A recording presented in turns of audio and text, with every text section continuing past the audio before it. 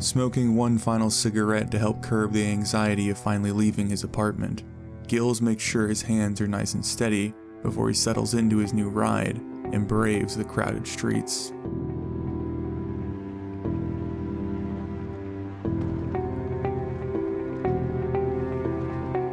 Finding them just as congested as he had imagined, he wills the reliable Chevy through the hordes before hearing their bodies drag across his undercarriage.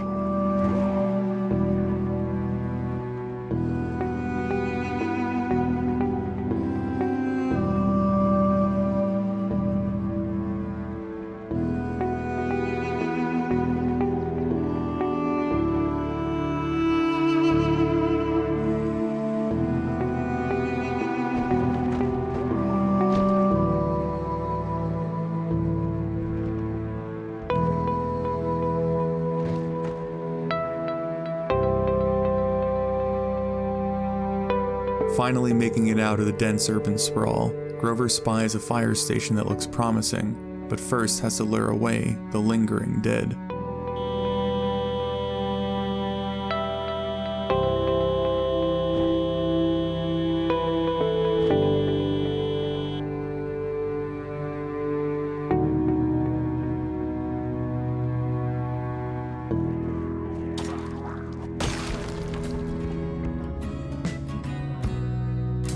Having the larger part of the horde distracted for the moment, the relieved survivor takes a moment to survey his potential home before he'd have to face the infected once more.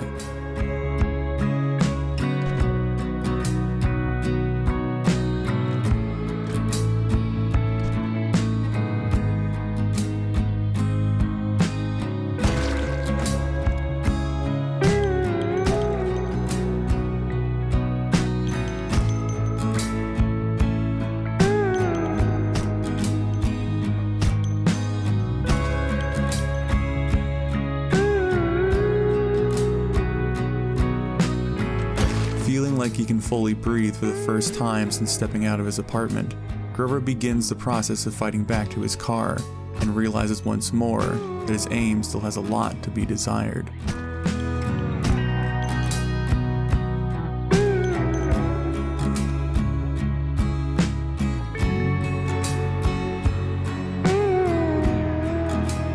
Pulling his vehicle into the garage, the prepared survivor watches the horde shamble back as he readies himself to defend his shelter.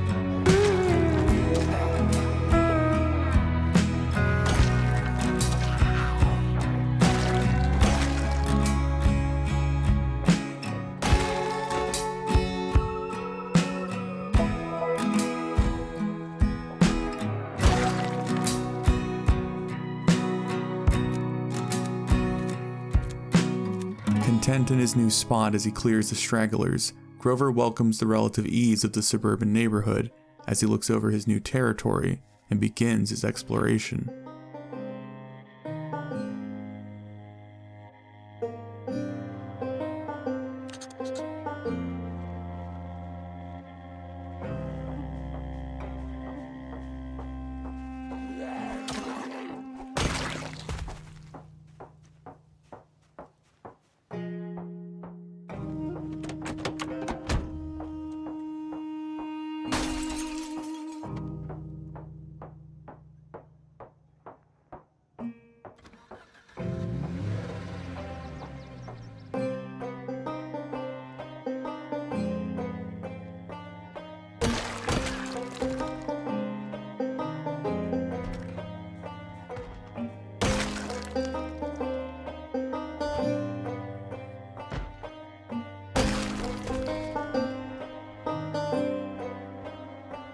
Reaching one of the neighboring homes, Grover smirks at discovering another box of shotgun shells before he goes about ripping down the curtains and heaving a comfortable chair across his back.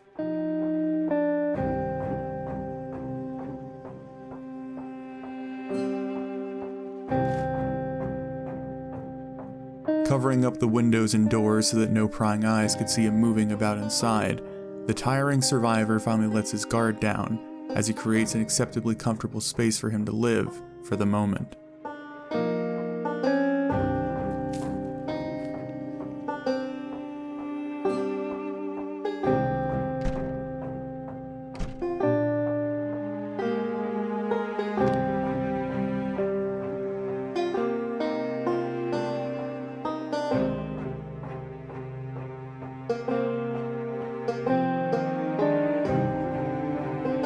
Waking up refreshed, Grover is determined to clear out the major numbers around his station and secure materials to barricade the many broken windows of his safe house.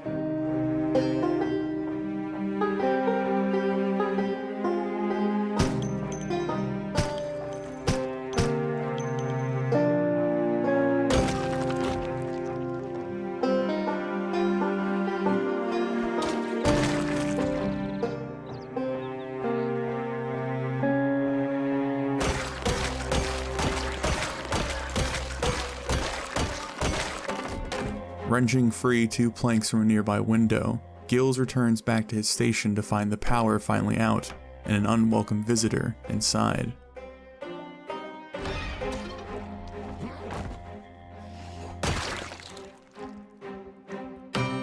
Now determined more than ever to make sure that stray shamblers couldn't dive into his home, Grover takes back to the streets in search of more lumber and fresh skulls.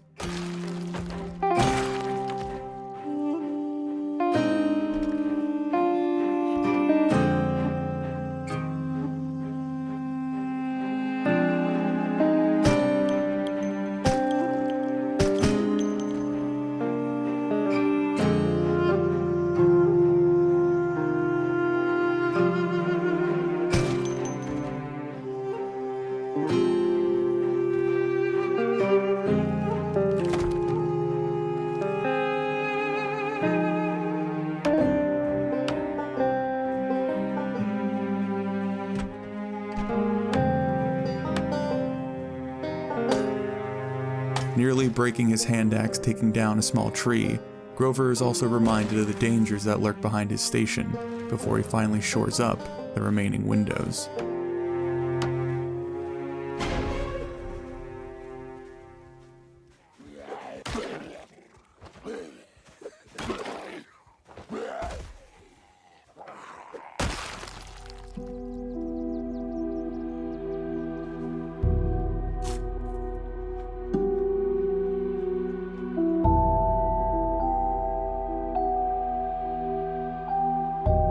I've made it out of the city and have taken shelter in a small fire station outside of some yuppie part of town. The prison and the military checkpoint ain't far, but if I had to guess, neither of them are going to be a cakewalk. Still need to go check if Bouncer made it through this shit, but I'd reckon his trailer park lost some property value since the last time I visited, if that's even possible. Might go on foot, safer, but it's a hell of a walk. Gills.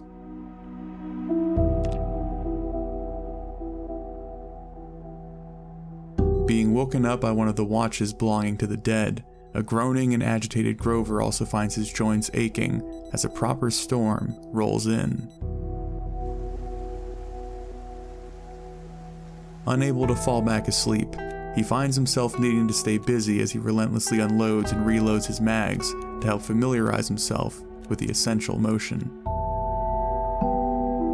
Finally light enough to venture outside, Grover dons a poncho and listens to the low rumbling of the distant thunder as he tries to keep his spirits dry.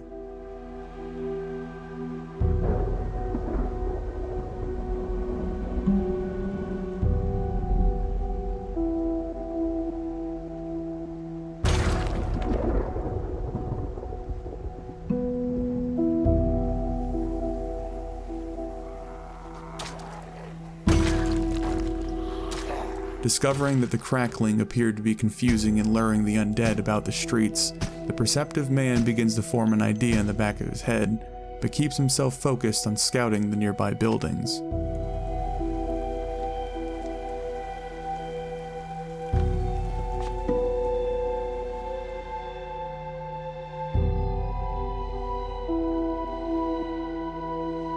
Finding a small warehouse next door that held little of value besides the cans of food in the back, Grover shifts his attention back to the homes still guarded by the dead.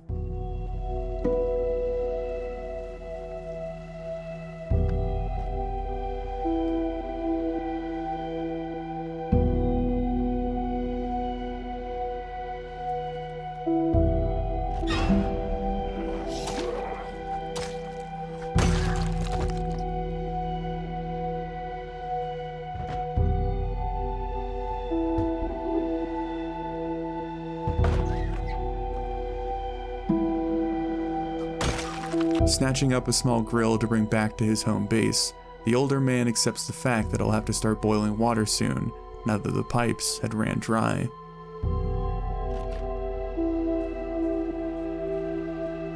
Battling the disappointment of his lost resource, Grover finally moves to put his earlier plan into action as he heads outside to create his own thunder.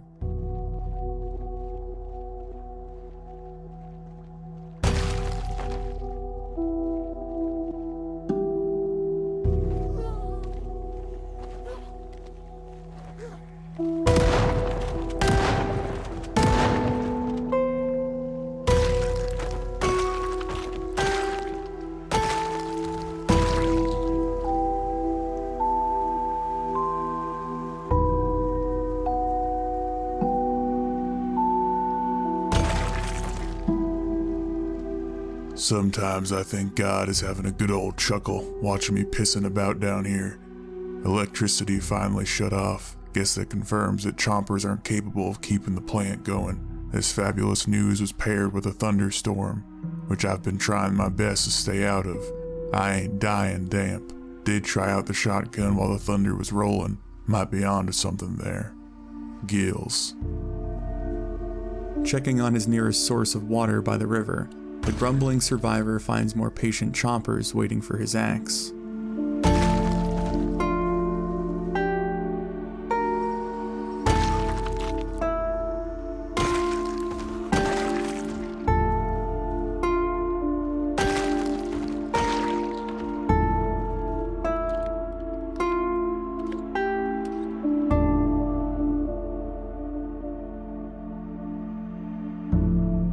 Thankfully waking up to a clear and calm morning, Grover makes it his mission to reach the prison's entrance today, wanting to know just how difficult the task ahead might be.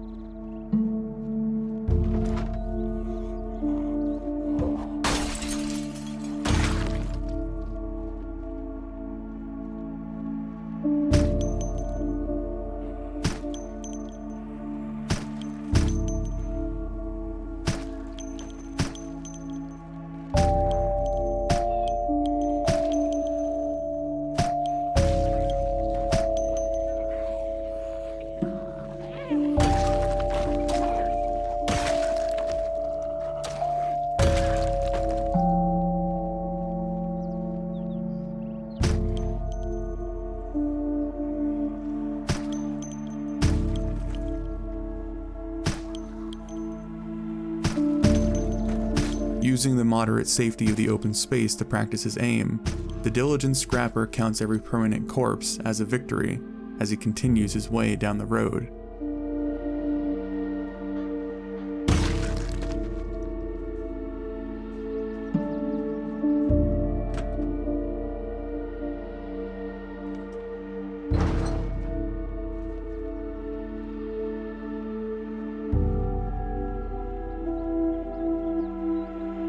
Spotting the abandoned entrance he was looking for, Grover first investigates a nearby garage in hopes of a bike, but settles for more tools before heading back towards the prison.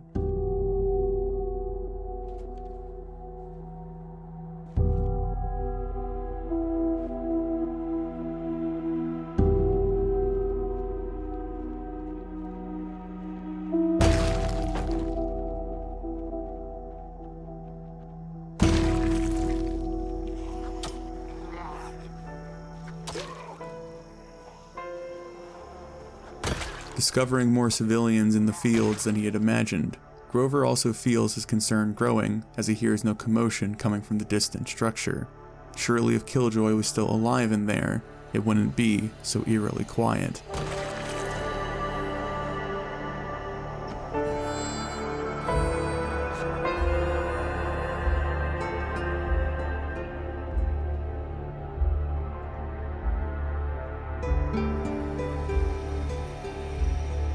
Beginning to assume the worst as he continues exploring, Gills spots a sign that provides him an ounce of hope. There was no reason to think that Killjoy hadn't gotten out in the chaos, which meant the rugged man could already be keeping himself safe in the nearby area.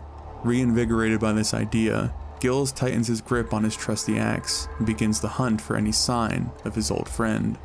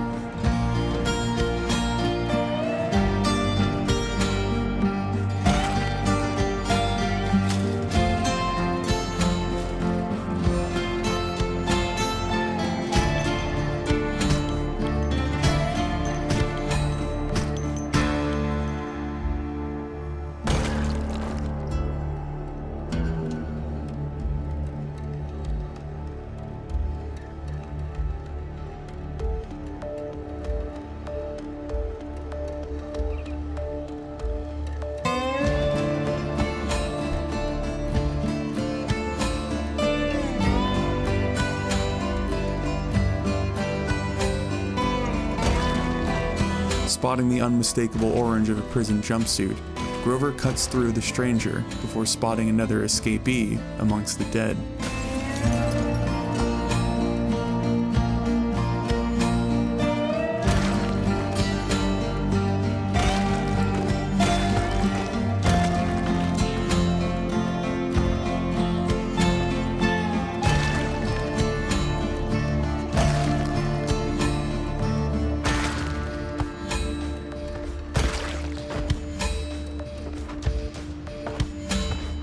Spying that the other corpse wasn't his friend, Grover still doesn't give up hope that Killjoy might still be breathing.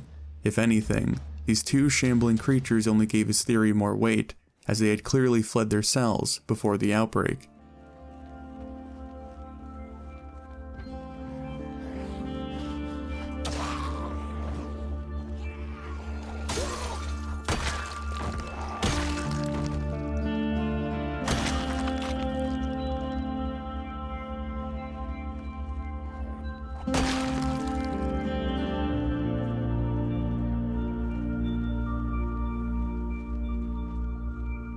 Looks like there might be hope for Killjoy after all. Spotted a handful of escaped prisoners in the neighborhood today, which means that cockroach of a man might already be out here. I still should check the prison just to be sure, but there's an odd amount of chompers guarding the road. Maybe it was loved ones trying to reach their people, or refugees from the military camp. Either way, it's going to be a fight. I also saw a place that looked like it might be a better place to rest my head. There's a secure storage unit in the middle of the neighborhood, surrounded by tall fence and some trees. If I wanted to stay safe and out of sight, that'd be the place to go. Feel like I might try to push closer to the prison tomorrow, as long as it doesn't start pouring on me. I better not get my ass chewed on for Killjoy. I'll haunt his worthless ass in hell for eternity. Gills.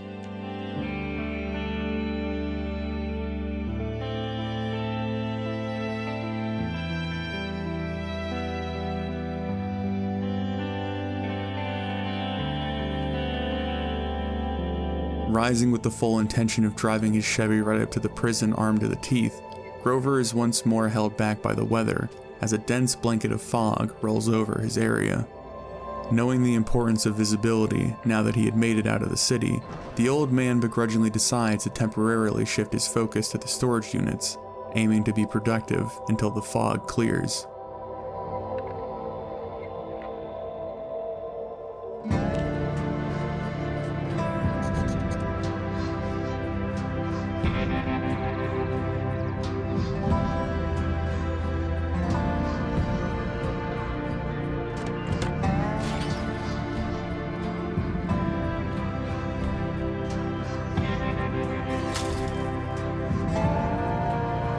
Crowbar in hand, Grover begins to pry open the secured doors, hoping that each held some essential sort of supplies, but becoming more and more disappointed as the morning dragged on.